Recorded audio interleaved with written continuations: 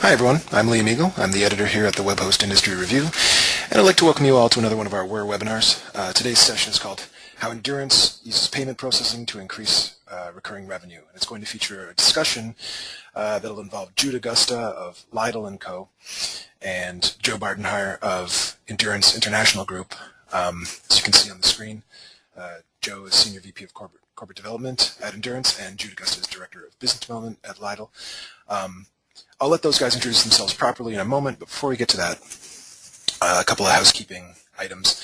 First off, we've got sort of a Q&A format prepared, but we're definitely going to keep some time at the end for attendee questions. So if there's a question that comes up, you can feel free to submit it throughout the session, and I'll keep an eye on those. And if something comes up that's really relevant to what's being discussed at the time, I'll certainly try to find a polite point to bring that up. Secondly, we're going to put the contact info for the presenters on screen during the Q&A period. So if you have anything you would like to ask that you don't necessarily want to be brought up in public, you can certainly reach out to them after the fact. Of course, there will also be a video archive of the webinar available online at thewhir.com/webinars as of early next week-ish. And it'll be up there alongside a lot of our great other past webinars, so definitely check that out. Without further ado, let's get started, and I'm just going to ask Jude and Joe to introduce themselves. I've got images of them on screen now where it looks a little adversarial, but I don't think I think they're quite friendly. So Joe, do you want to tell us just a little bit about your role? Sure, I'd be happy to. Thank you for having me. My name is Joe Bardenheier. I'm the Senior VP of Corporate Development here at Endurance International. I'm basically involved in our mergers and acquisitions efforts here. I've been involved with Endurance for over 11 years. I actually came to Endurance by way of an acquisition back 11 years ago myself. And I'm happy to be here. Thank you. And Jude? Hello all, my name is Jude Augusta. I'm Director of Business Development at Litle & Company. I run a couple of different verticals, but my primary focus is on domain hosts and registrars.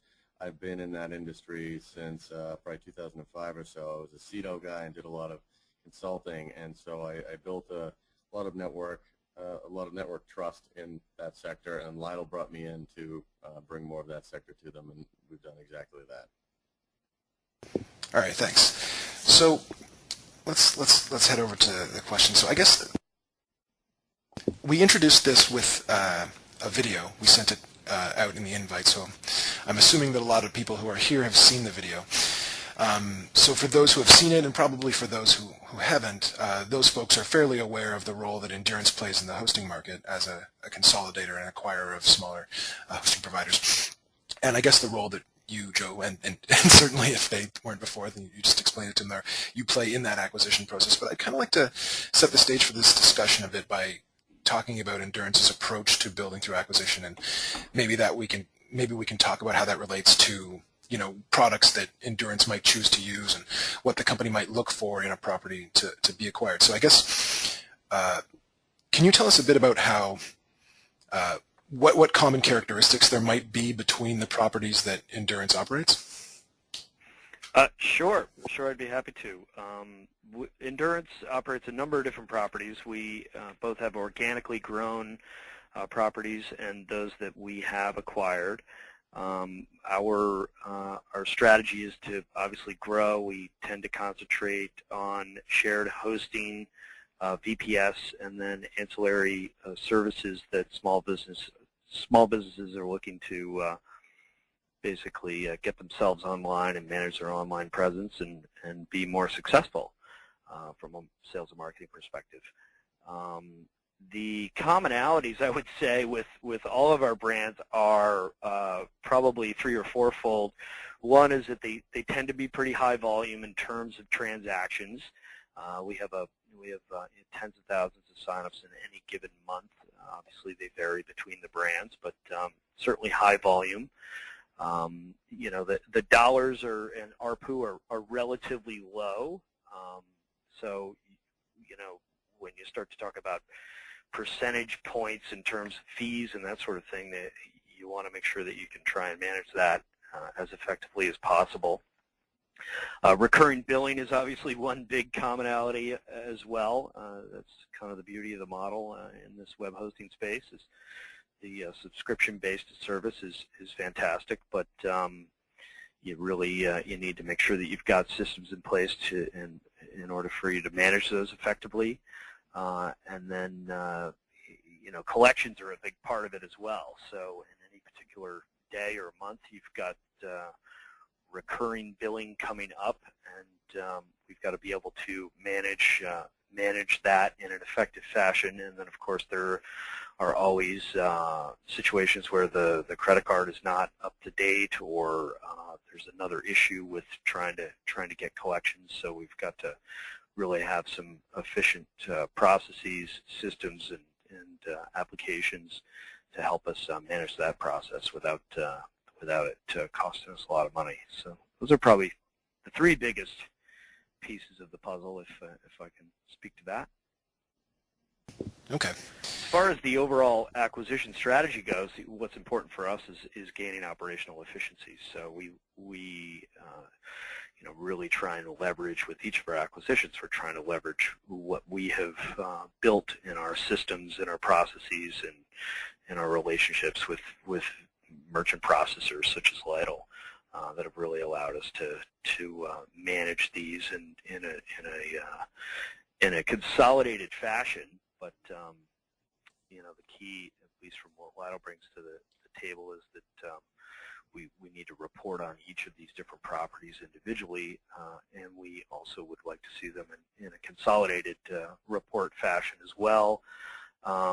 We've got multi-currencies, we've got we've got credit card, we've got PayPal, we've got a variety of different means of collecting. So that can turn out to be a pretty onerous task or set of tasks for our finance department, and Litle's really helped us to create a good deal of efficiencies in that area. I'm curious about something that you sort of mentioned there. You said that generally speaking, the audience that you're going after is the sort of small business hosted customer who's just first getting their business online, and I think that's probably the market that a lot of hosting providers are targeting, and it's sort of an elusive customer in the sense that you don't necessarily know. You can't necessarily put a face to the person you're going after. You can't just call up their, you can't just necessarily make sales calls to people, and that sort of model for gaining business doesn't necessarily work. I'm curious because one of the things that really distinguishes Endurance is the choice that you guys have made to, operate all these distinct brands. Is that about casting the widest possible net, or is that about, does that really flow from the kind of customers that you're after? Yeah, I think there's you certainly highlighted a challenge in reaching the small business market. You can think about the small business market in a horizontal way. It kind of, but that's a pretty broad way to think about small businesses, right? Clearly, each business has its own set of characteristics. It's in its own particular, vertical. And it's some are local, some are online, some are, service businesses, what have you. And I think that the multi-brand strategy, from our perspective, allows us to try and attach ourselves to different characteristics of a small business without having to, or without, frankly, sort of being able to get completely vertically concentrated or focused on, on any smaller subset. So we use our brands to, some of them are more technically oriented, so they appeal to the more technically oriented small business person. Some are, some are more targeted towards Mac or Apple users. Some are, sort of green oriented. So we're trying to attach ourselves to the small business personality in some manner and means. And we think that it's pretty darn effective. It allows us to test certain pricing, and it allows us to test certain packages and products with different factions of the small business market. test different channels as well, whether it be online or offline. So it gives us a good opportunity to do that.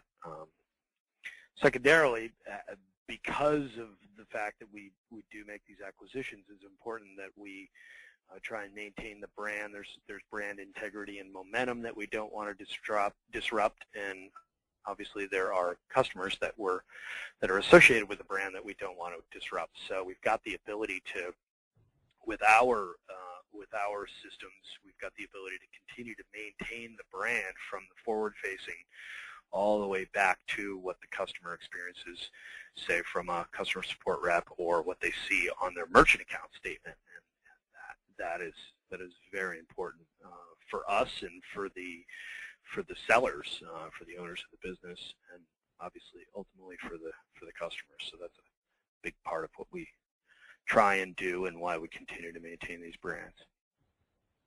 Okay. This next question is kind of, I feel like it's something that I spend more time thinking about than you do probably, but I'm curious if Endurance spends time examining sort of being a really big organization as far as hosting companies go. Do you spend time examining how you influence the sort of popular thinking in the hosting business, either through the sort of implicit endorsement of a supplier that you might choose to work with, or through it being known what might attract you to acquiring a smaller hosting company?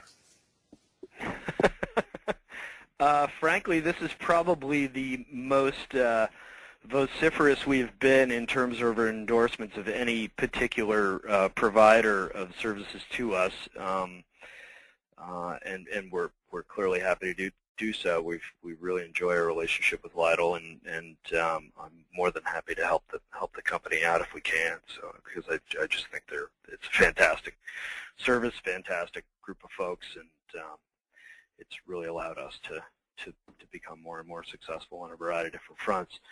So that's probably probably the extent of the endorsement, at least as far as I can tell. As far as interacting, I think, with the hosting community, I spend, and have for a number of years, spend a lot of time getting to know the different players out there. I'm often traveling and meeting with them face to face. And I think in terms of trying to share, our knowledge and my knowledge of what's going on in the space, I often speak at, Hosting Con. I often speak at, Parallels and other conferences to just try and share my knowledge around, what we tend to look at as we're analyzing businesses to potentially acquire. I try and, talk a bit about how important it is to make sure that you've got good understanding of your data, you've got the ability to provide good reporting, you've got your books in order. Those are all important things that if and when any owner of a web hosting company is interested in selling, it just makes the process that much easier for both the seller and the buyer, and takes a lot of question marks out of the process, which I think at the end of the day is probably translates into higher valuation, if you will. So that's how I tend to share my knowledge, if I will, and hopefully it translates a bit. That's kind of my efforts. Okay, and I don't want to keep on the same subject for too much longer, but I know you've more or less answered this question already, but I was curious if operating sort of multiple hosting brands that are kind of distinct from each other offers Endurance any sort of special insight into the overall needs that might be really universal or might be really consistent in the hosting business.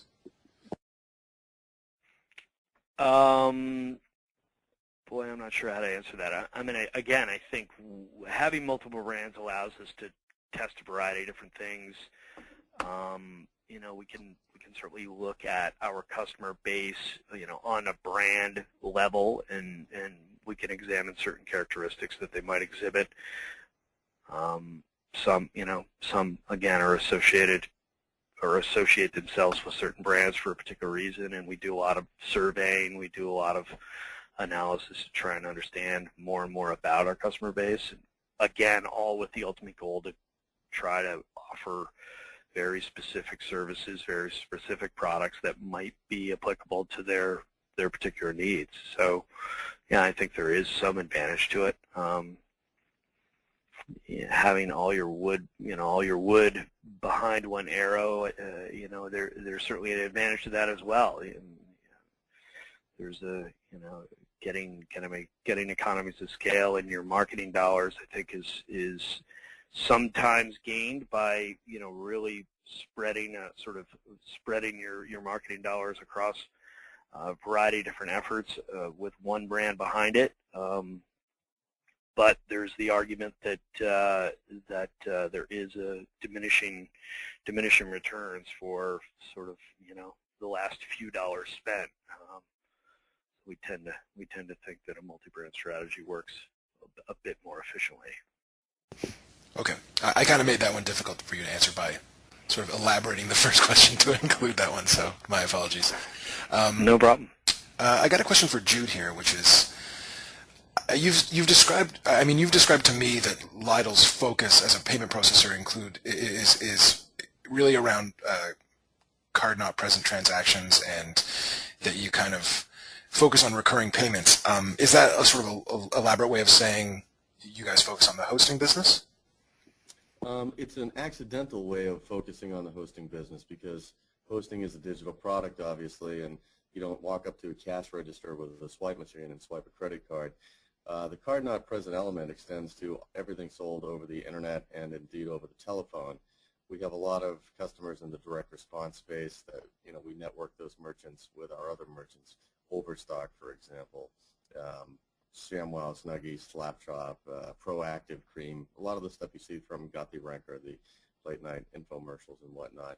So hosting is I can't imagine when it wouldn't be a card not present product, and it works perfectly for our system. Okay.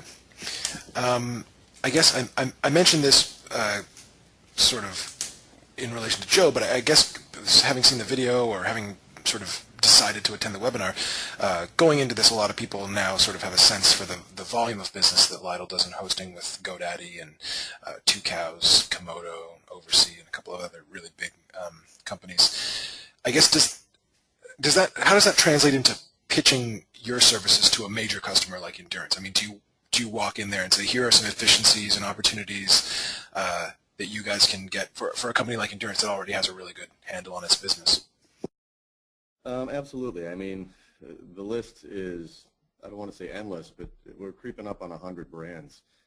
Direct Eye is a newer customer of ours, HostDime, Namecheap, et cetera. Ask me again in a few weeks. And when you are able to, mention a bunch of big brands like that, it lets down guards that might have been up. It might mitigate some apprehension that a large brand might have, because think about what Joe is doing. They're moving millions of DNS inquiries, maybe even per hour, maybe per minute. So it's something that they're very concerned about switching. There's two conversations that we generally have, Liam, when I make an introduction to somebody. They say, oh, you're with Litle, you guys process for all these different brands. Or they say, who are you guys? What law firm? What type of law do you practice? Because our brand is either something that they know intimately or something that they've never heard of, because we have been able to silently basically take over the industry. We have more brands coming to us on a weekly basis, but it absolutely helps when not only can you mention other peers of theirs, but when you are in fact an industry player. As a matter of fact, as you know, and Joe mentioned this earlier, we were asked to speak at HostingCon as well. We have employees that come from the domain host and registrar world. We understand their pain, whether it's big companies or small companies. We understand the necessity to have multiple brands, to have recurring bill, operational efficiency. I mean, in all of these different companies, big or small, we find that there are common fabrics, common stitches in the fabrics of their existence. So to have multiple brands, for example, if you're doing a web hosting service for small to medium enterprises, and you're also doing hosting for people that are hosting a website for a real estate agency or a pizza shop. There might be two different distinct brands. One might be very high-tech, sort of a steel brand, and the other one might be more hokey and family-oriented. And indeed, you want them to maintain that brand familiarity. And so Joe and Endurance have perfected the art of operational efficiencies of scale, yet having small-town brand, high touch boutique customer service. And we hope that others would replicate the successes that they've had. And indeed, they're starting to do that. But very seldom do we see one brand in a company. So it certainly does help. Okay. You said, as part of your answer there, you said that when you're dealing with companies big or small, I guess when you're setting out to sort of, as you said, take over the industry as a supplier, you go after those big contracts like a GoDaddy or an Endurance. Is that insight we were talking about where you have a handle on, what works and what doesn't in certain areas of efficiency or opportunity, is that something you can bring to the table in a relationship with a smaller customer? Is it something that they even know how to look for?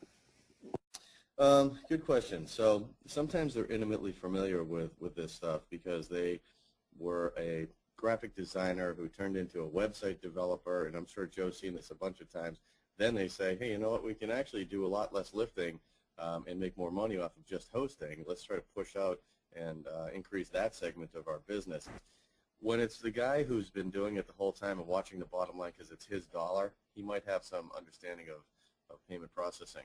When the company grows and you get a CFO or a director of finance, et cetera, ask anyone who's graduated from college and gotten their CPA how their class on payment processing went. And they will raise an eyebrow and look at you funny. It's not taught. It's not something that is intuitive.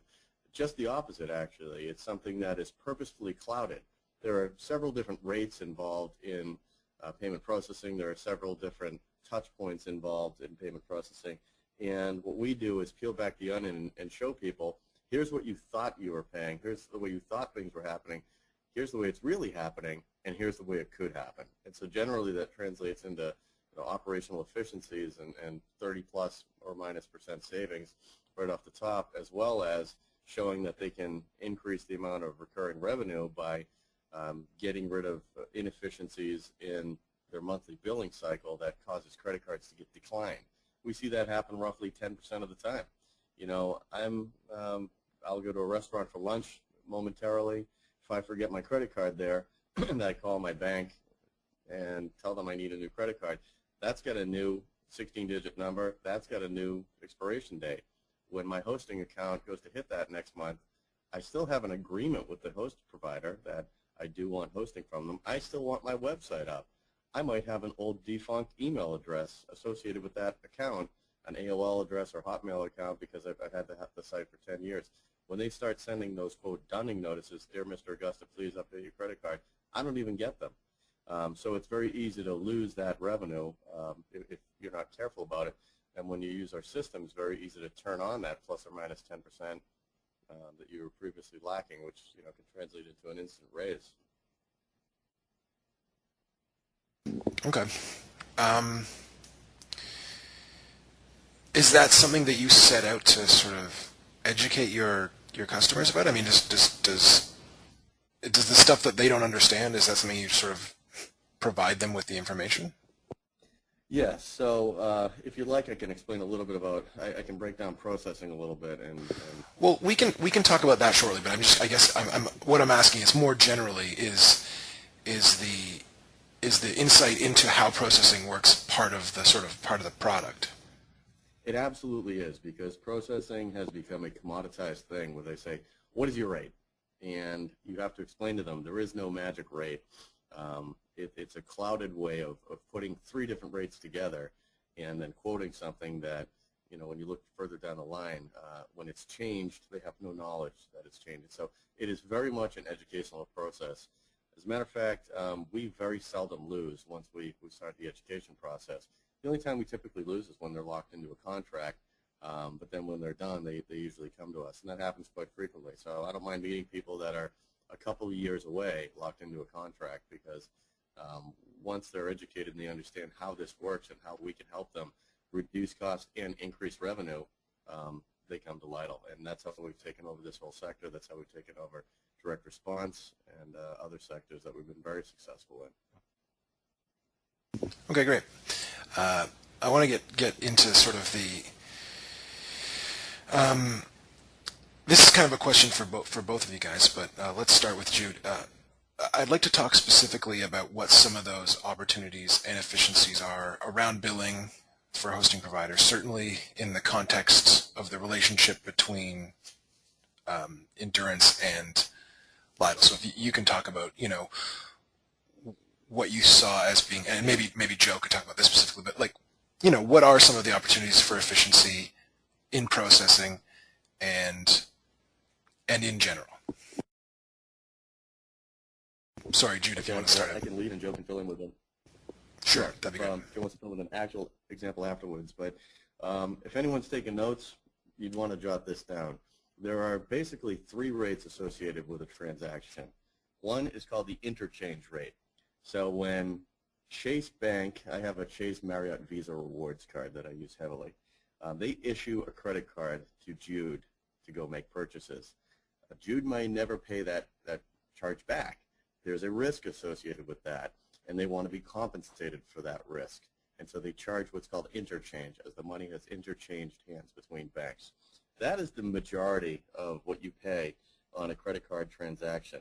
If you wanted to bracket it out, that's a very large bracket. The next bracket is a third of that, and it's the card association cost. That's what Visa, MasterCard, Amex, Discover et al. Get. And that is not anything that's negotiable. It's pretty fixed. As far as interchange, there are some 350 classifications of interchange, and not quite as many card association rates. The third rate is what the actual processor gets, and that is de minimis compared to interchange, and somewhat de minimis as compared to the card association rates as well. The interesting thing, Liam, is that the processor takes their best guess and determines what the, quote, appropriate interchange classification is. So here's why that's interesting. If something has a high likelihood of chargebacks, let's say it's a pill that allegedly cures baldness, and it doesn't work, and you call and say it didn't work, I didn't grow my hair back, well, they say, well, that's too bad, we're not refunding your money. Well, then I'm calling Chase, and I'm going to have that charge reversed on my credit card. We call that a chargeback. When those happen too frequently, the rates that were quoted get affected with what's called a downgrade. Ironically, downgrade means your quality of you as a merchant gets downgraded and your rates go up because you're more of a risk. They don't like chargebacks. Now, with those 350 somewhat classifications of interchange, the likelihood of chargebacks is a lot lower for something like an electricity bill or a gas bill. You're very unlikely to call and say, I never ordered utilities for my house. You're much more likely to say, I never ordered this pill, or it didn't work, or they're running a scam, etc. And the reason it's interesting is because so many processors are also banks. So Chase owns Payment Tech, which is a processor, and a darn good one. As a matter of fact, we built their old platform. But Chase is also the bank that issued Jude the Chase Marriott Rewards Visa. So if Chase, the processor, is determining the, quote, appropriate interchange rate for Chase, the bank, you can see how it might get a little bit confusing and into a dicey situation. Now, I wouldn't hold anything against Chase. Most banks are all also processors as well. But there is a little bit of a duplicitous nature when you are determining the appropriate interchange rate, which might be right, it might be wrong, and you're also the bank that might have issued that credit card. Maybe 1 out of every 4 or 5 cards comes from one of 5 major banks. With Litle, we are an independent processor. We are not a bank. We don't make any money off interchange. We do everything we can to argue and negotiate to get that interchange rate to be approved at its lowest possible denominator. One of our merchants, we actually saved $71.5 million just by getting them a better interchange rate on their recurring bill transactions. We try to do that with all of our recurring bill transactions because there are special classifications involved. Now, what a lot of unscrupulous processors will do is say, we charge the cheapest rates. And remember I told you there are 3 rates. They're talking about the very small rate, the processor rate. They're not talking about trying to optimize the interchange. They're not talking about, classification rates. And they might cloud it all into what is known as a, quote, discount rate. So instead of looking at the 3 rates, they're saying, let's blend it all in, cloud it, and make it 1 rate. It's easy to comprehend. And that's good and dandy as far as, the CFO looking at it. It's very comprehensible. But it does cloud the issue. What Litle does is a cost-plus model. It's not a discount rate. We'd say, here's your interchange rate, here's your card association rate, here's our rate. We're not trying to hide anything. Here's what you're going to save, etc. The other nuance to look for in a processor is, do they have brokers or ISOs, independent sales organizations? Let's say that they're, Northeast Payments, and forgive me if one of those does exist, but I'm making it up. But it is a front for a large bank processor, like First Data, for example. It might not be a recognized entity by the card associations, and so they might decide, instead of waiting for approval and spending money and time to get that approval, let's go through a gateway, a recognized and good one, Authorize.net, CyberSource, etc. If you think about it, there's now Northeast Payments, platforms such as First Data, and a gateway such as CyberSource or Authorize. All good entities. However, they've all got to eat. And so they all have to get a piece of that transaction, and that can tend to impact costs.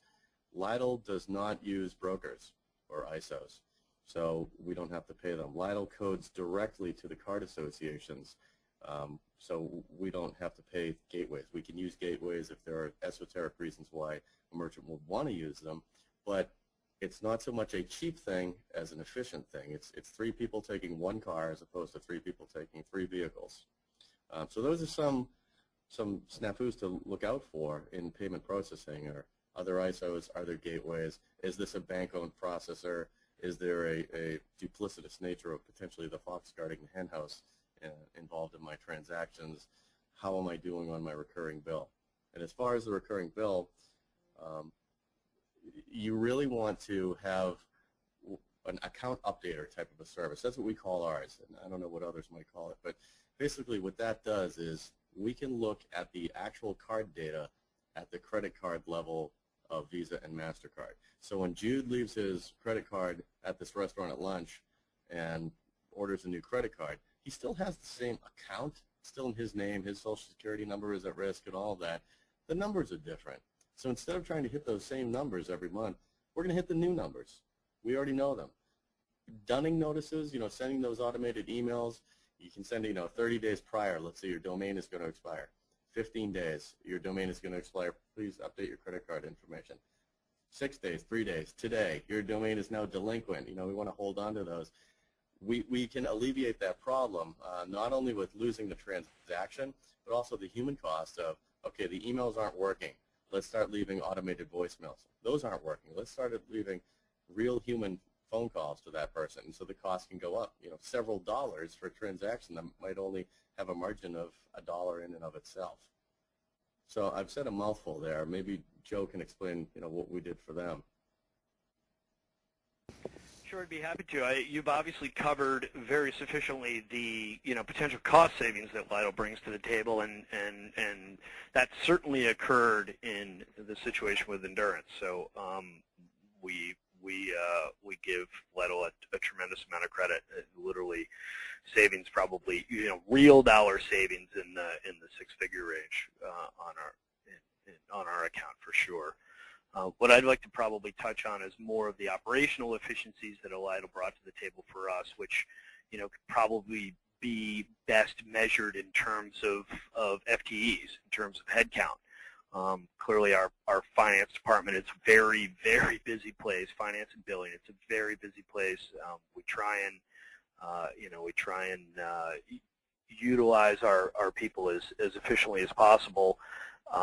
And there's a tremendous amount of, because of our size and because of who we are, we have a lot of checks and balances, a lot of requirements to make sure that we tick and tie all of our reports, all of our billing reports, all of our cash flow statements, all of our merchant statements. And that's an arduous process, to say the least. And when you augment that with multiple properties and want to be able to track each of the properties all the way down to the last dollar, and have to recognize revenue, which we do. We have GAAP books as well as cash books.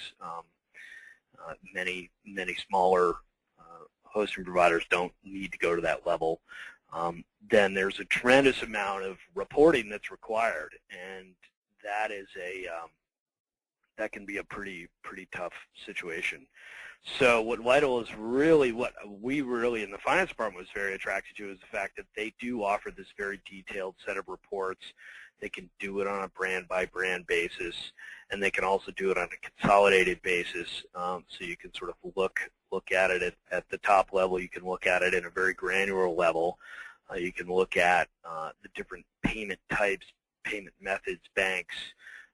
They are also closely tied into PayPal, so we can get consolidated and detailed reports that have the PayPal payments right alongside the credit card payments. So that again is another great set of, or offers a great view into our reports, and allows the finance team to complete all of their monthly, daily, frankly, daily, weekly, monthly diligence in a much more efficient fashion. So probably, I'm guessing here, but it probably saved us, 2 to 3 FTEs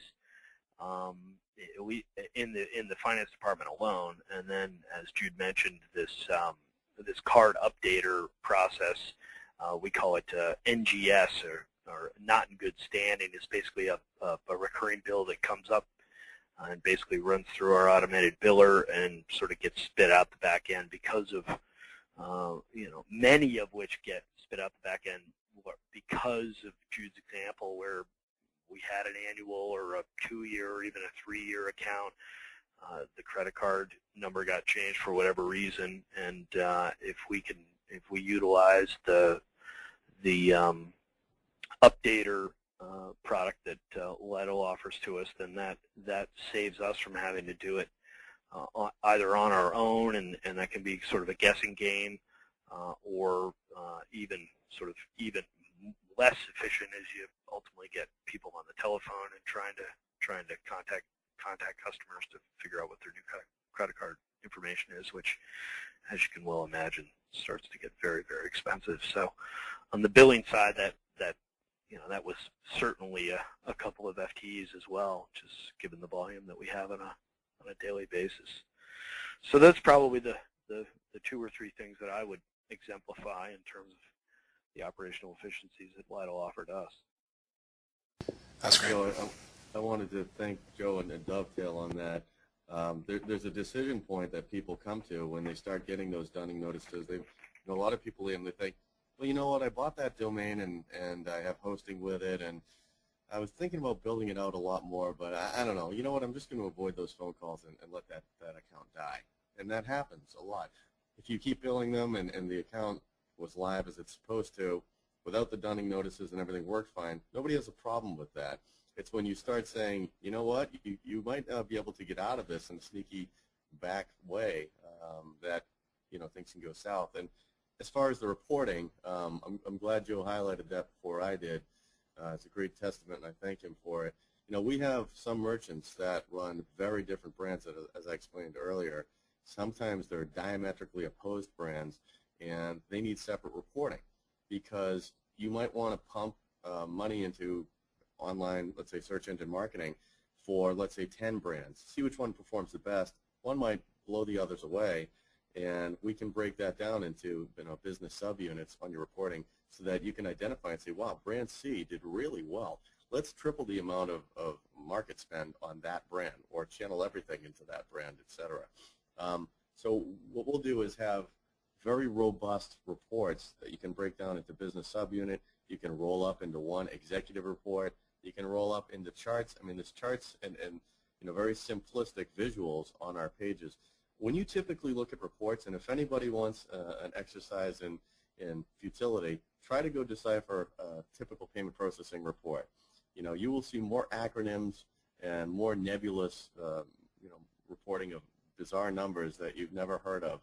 We, in fact, have a crackshot team of financial analysts that we hire, and their only job is to get scanned reports. They'll look at 3 months of reports and come up with an analysis and say, this is what you're actually paying. Here's what these acronyms mean. This is what you're paying for. This is how frequently. Here's a bunch of waste. Here's what you could save. And so we look at those 3 months analysis, and we come out with, Litle's suggestion on how to run operations more efficiently. Now, with our reports, again, they are super easy yet robust. We even have analytics so that you can drag and drop and run Visa versus MasterCard to see if it's even worth accepting American Express. We report on alternative payment types, as Joe said. We have PayPal and things like that sometimes the reporting is lacking. And it is a way that we have helped corner the market. As a matter of fact, I don't want to mention brands specifically. One brand said we were going to save them a ton of money. They said, Jude, even if it was going to cost us more money, after looking at this, I have to switch to you. Because when an investor calls my CEO, and my CEO needs to get a report together, and I have to log into 4 different payment processors because of our acquisition nature of our business, it takes me 3.5 hours to come up with a simple chart that you have with 2 clicks. And so Joe mentioned FTEs. That was 2 people that spend most of their day just coming up with numbers that are now at their fingertips, and they can do their real jobs. So the reporting is something that you really should not underestimate, because horrible reporting means spending time, and time is money. Okay. I mean, before we go on, I wanted to just say that I think, for my own interest's sake, I'm going to try calling my credit card company and saying I did not order these utilities to my house. You can do that. You lose that battle. As a matter of fact, we have a chargeback management team, which is something else people should look for in a processor. If you're on your own, you can very easily lose. We have a chargeback management team that looks for things to say, yes, in fact, you did. Here's the evidence we have of the transaction. It is all recorded. There's even voice recording potentials to be utilized there. But Liam, I encourage you to do that. Try to do that with your student and car loans and maybe mortgage as well while you're at it. So I had another question here that is already sort of covered. Now, I think I'd like to change it a little bit in light of the discussion we just had and say, you gave us a lot of insight into where the costs come from in terms of, oh, sorry, I think I've actually gone to the wrong slide here, but I'll just leave this one up for a moment. I guess in evaluating a payment processor, which I think a lot of hosting providers probably are as a customer, you're evaluating several. How do you reach the information that you just gave us was quite a lot, right? It was a pretty deep dive into where all the costs come from. I guess. Absolutely. How do you sort of identify those tricky costs or identify those cost threats in evaluating a given payment processor? So we will ask them for 3 months of statements for all of their processing providers. So, for example, I was just dealing with a very large online university, and I asked if they have a gateway. And they said, no, we don't. And I said, do you have statements from a company? Do you use a company called CyberSource or Authorized.net? Yes, CyberSource. Okay, you have a gateway. They didn't realize that they're spending an extra 10 cents a transaction that they do not have to. It's, again, a very nebulous and clouded thing. The most brilliant guys coming out of Harvard, Yale, Wharton, et cetera, in the finance department are never taught payment processing. It's something that people have to be, not ashamed to be ignorant of, because it's, unless you've encountered it and evaluated it, you're just not going to come across it. So. Right. I guess my question, I certainly see how you could provide that insight to a customer. I'm thinking more of the stance of I'm a hosting provider who's looking for or evaluating maybe some competing payment processors. I mean, are there red flags? Are there obvious indicators that this is a sort of a misleading charge or a misleading way of presenting that? Yeah. I mean, if you're running a hosting company, you obviously have a certain level of business acumen and human intelligence, such that if you're looking at statements and you cannot comprehend what an acronym means, there's a reason for that. If reporting is not transparent and just completely unequivocally obvious, that is a red flag. If you see gateway fee, if you see something before the word fee and you don't understand what it is, it's kind of junk. Here's another interesting thing. A lot of times when there's a return, returns are okay. You know, somebody didn't like the product or it was a gift or whatever. But when merchandise is returned, make sure that your processor is returning the interchange fee that you were charged in the first place. That's your money, because by law, the bank cannot keep that interchange fee. They have to return it, and you're supposed to get it. Now, if you're not getting that, and you know the bank cannot collect it, where is it? It's in the processor's hands. So that is a huge red flag, and that is something that we absolutely do not condone. I mean, there's a comfort level, Liam, and let me say this. Litle was born out of the frustration of a merchant named Tim Litle. Tim Litle was running a Clymers County catalog, and I don't know how he ended up doing that, but he's a computer science engineer, and he was very frustrated with the reporting he had. He kept getting these downgrades, and his charges kept going up, and he was so frustrated and made so many phone calls that his provider finally said, look, buddy, if you think you can do a better job, you do it yourself. And that's exactly what he did. He built the best payment processor in the world, and it actually ended up getting sold, unfortunately, to what became a bank, and now it has that duplicitous potential conflict of interest, which is why he born Litle and Company 2 7 or so years after he sold the initial one. So as a testament to Tim Litle, Tim, by the way, does not need a penny from anyone ever. He wants processing to be better for merchants, and I'd underscore that. And as to enlighten people as to how that is obvious in everyday practice, when you look at that CVV2 code on the back of a card, Tim Litle is behind that. That's a fraud screen. Whenever you have to type in your zip code at the gas pump, that's another fraud screen that Tim Litle was behind. The fact that now debit cards were just like credit cards, are now coming out that they're flat and the letters are not raised. That is so a disgruntled employee, perhaps at a restaurant who's not making a lot of money, can't take a carbon copy or a soap imprint, literally a bar of soap, and rip you off. They have to physically write down the numbers. Again, it's just a mitigator. Another innovation that Tim Litle is behind. Now, you'd think, oh God, he could make tons of money off the patents for these. No patents. Again, Tim Litle wants processing to be better for merchants. He does not need a penny from anybody. He's a guy of incredible credibility and integrity, and somebody that I have the utmost respect for and enjoy working for. That was cool. This is amazing. I mean, I love telling that story. I'm proud of him. I really am. All right, so on to the question then that we have on screen, which is for Joe, which is, I guess, one of the main areas of experience that you have that a lot of people wouldn't have is this sort of repeated exercise of evaluating the performance of a hosting company or evaluating a hosting company as a potential acquisition. Are there areas where hosting providers tend to operate inefficiently? I guess that's a good place to start. Are there specific areas you look for where this is places where hosts tend to operate inefficiently? Yeah, I think there are a couple of areas that we tend to find some inefficiencies. This is not to say that all of them have these. There are obviously some very well-run businesses out there, but given the subject that we're speaking of, there seem to be some inefficiencies within the billing department in general. And again, whether that's in the case of simply not being able to obtain the information and report on it in the manner and means that we tend to need or like is probably the bigger challenge for them. Again, whether or not that's an inefficiency for them, given how they need or want to run the business, is of question, because oftentimes maybe an owner just says, hey, I don't care about detailed reporting. I'm not measuring things at that level. I'm more satisfied with how much cash I've got in my bank account, and as long as that continues to grow, then I'm happy.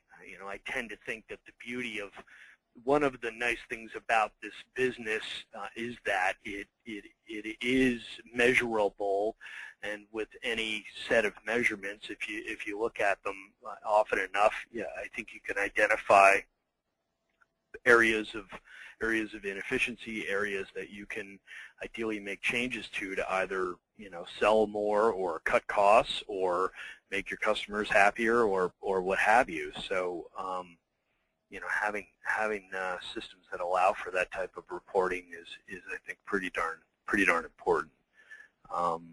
So that's kind of one general area of inefficiency.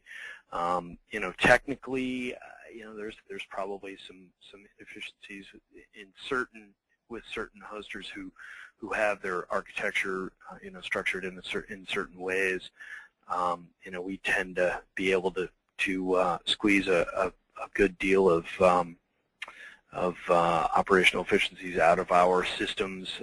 We've got a great deal of density in our servers, and we've got just things structured so that we've got a fast and reliable back end. So that's probably the other aspect that we tend to look at and tend to be able to gain some efficiencies usually when we do acquisitions. So probably those two areas are the most obvious to us. Are there ones where you're like where your opinion is that's a quick fix or that's an impossible inefficiency to fix?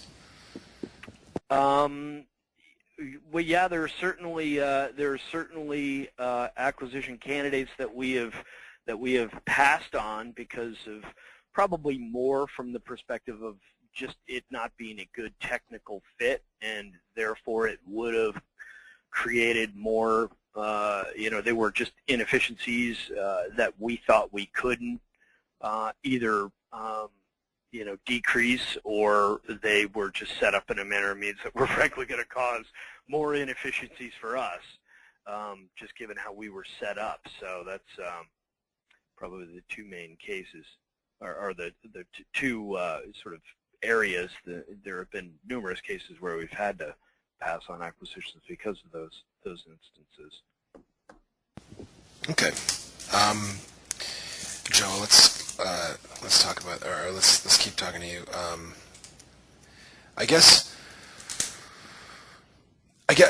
I mean, something that we've sort of touched on this a few times, but I guess something that's obviously very interesting to a lot of smaller hosting companies, and I don't think I need to skirt around the idea of why. I mean, certainly there are some people for whom the idea of being acquired, either in the short term or even in the very long term, is something that they consider important.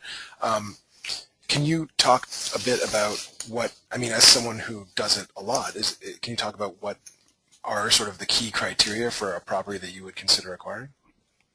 Sure. No, I'd be happy to. And I think to your point, Endurance considers itself a very good business. I think we're successful. I know we're successful. I know we are good acquirers.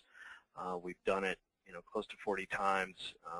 I'd like to think that the sellers from whom the businesses we purchased and the customers that were part of it ended up in a good place. And we've got, obviously through our history, we've been able to develop a variety of ways of evaluating potential businesses and acquisitions. We can get to a valuation very quickly without asking a whole list of very onerous questions. We've got we've got an in-house general counsel who can help us paper letters of intent and purchase agreements, and I've got a team that works with me on a regular basis to do the analysis and take the seller through the due diligence process.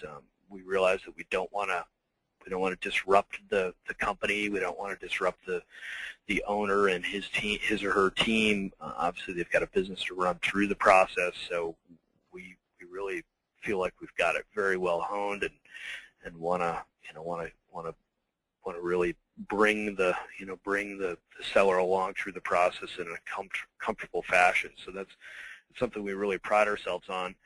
I have the luxury of being able to work with people in all operational areas of this business at Endurance, whether it be marketing or engineering or product or what have you. I bring those folks in to help me evaluate candidates, but only when it makes sense for them to do so. But I can say by the time that we are getting to a letter of understanding and into the sort of second part of the due diligence, the right people in our organization are aware of the transaction, have done some analysis, and are all sort of thumbs up on taking it to the next level. So we have yet to have any of the deals sort of fall out after we've gotten to that stage. So we again pride ourselves on that aspect of it. As far as criteria go, we tend to concentrate on the shared and the VPS hosting. We have not done an acquisition that involved a heavy amount of dedicated or colo. We haven't done any that involved any colo. So we're really looking for small business customers, those that have ARPUs probably ideally in the no lower than probably $6 a month. Ideally a bit higher if that's available. Domain name portfolios are certainly a nice aspect to what we're doing. We're able to bring on add-on products that if the seller has developed certain add-on products, we tend to be able to emulate those and continue to offer them to the customers. So that's an important piece. As far as sort of overall size goes, clearly the bulk of the tens of thousands of shared small business web hosting providers that are out there tend to sort of be in the probably 2 million in revenue and above. We tend to want to concentrate on those that are at least have about 2 to 3 million in annualized revenue. They start to get much smaller than that, and we really can't move the needle much just given our overall size. But we can certainly do migrations in that, or acquisitions in that scale, and we can do them, in the 10,000 subscriber range, and we can do them in the million subscriber range. So there's sort of no limit on the top end for us. So that's probably and the relationships that are out there. I've been catering to them for years. Again, whether or not the seller is ready to sell today is not necessarily always the most important thing.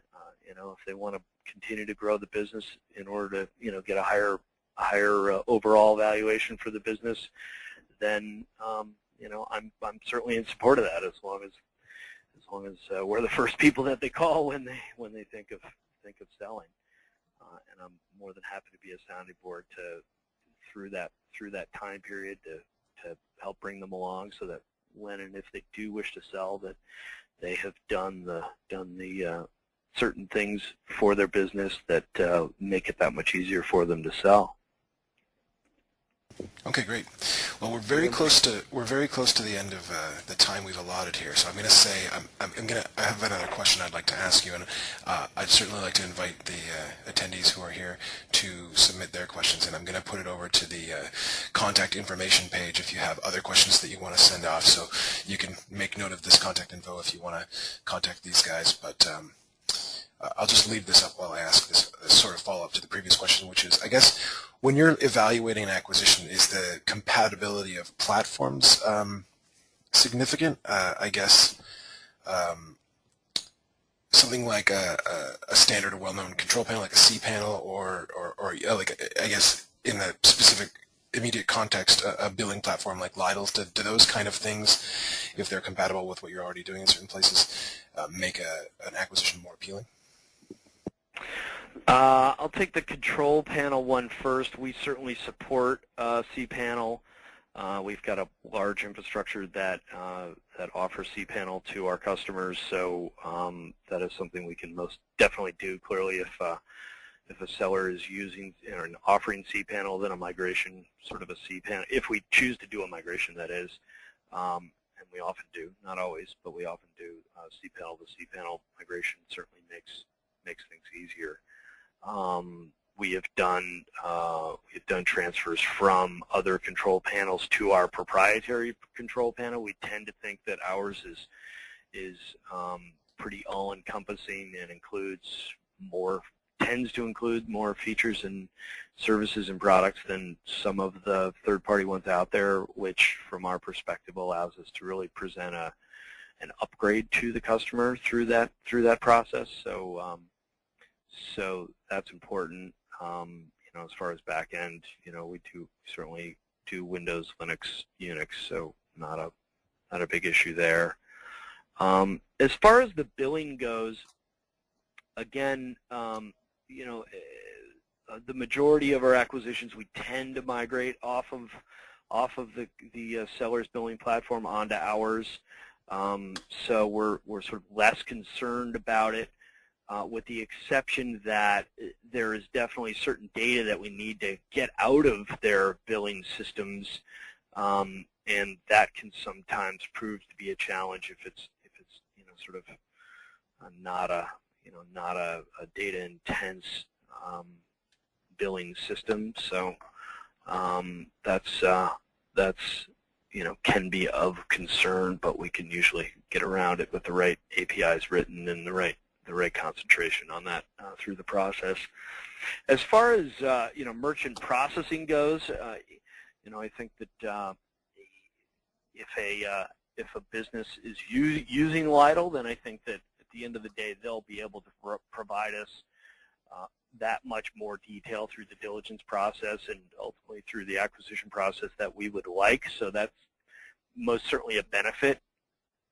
Suffice it to say, or regardless, we're gonna end up we're gonna end up trying to plug Litle into either our current billing system, or the billing system that we might be acquiring. So at the end of the day, Litle's gonna benefit one way or another, and we're gonna be able to leverage all the niceties that we've spoken about today in working with them. Awesome. Okay, real quick before we go, I have a question for Jude from the attendees. I guess the question is, and I think I know how you're going to answer this, but the question is, what's the per transaction fee I'm assuming for Litle processing? I will answer that with a question. The question is, what is the cost per gallon of milk to sell to McDonald's or to the corner store? It's different. It depends on what you're selling, where you're selling it, how much you're selling it. So, again, when we get back to rates, when you're trying to cloud the issue with one overall rate that they call, quote, a discount rate, which ironically is typically higher than what we have as a cost-plus model, it's just not a quotable type of a thing. For a merchant that has a lot of chargebacks and they're a little bit naughty, it's different than for a merchant who's very clean. We have a very clean book of business. I would issue this. If they want, us to quote them, what we've done with Endurance, GoDaddy, you name it, everybody is, they send over 3 months of statements, typically in a PDF or a fax, to my email or the fax number that I'll put up. And we'll look at their processing statements, their gateway statements, etc., and we'll show them a side-by-side, apples-to-apples comparison. I will say this, it's typically plus or minus 30% that they're overspending, and if they're doing a lot of recurring bill, it's plus or minus 10% lift in transaction volume that gets approved. So that works for and against Joe. It gets them on a platform that is very symbiotic, obviously, because they can just sidle our platform right into the existing suite of brands that Joe has. And it makes it a lot easier, and Joe's not spending money and time on full-time engineers and full-time employees to bring the companies together. And it does make the organization probably, slightly more valuable, if not significantly more valuable, which works against Joe. But it's a double-edged sword. So it might be a premium, but there's less switching costs. So that's how we do it. Is we look at a few month statements. And I would also like to add before we go, with regards to having Joe evaluate your business or Endurance, Joe is probably one of the most decent and trustworthy people I've ever encountered. He's not this evil, Mr. Burns-like cane-gripping guy who's looking over your company and trying to figure out a way to steal it from you.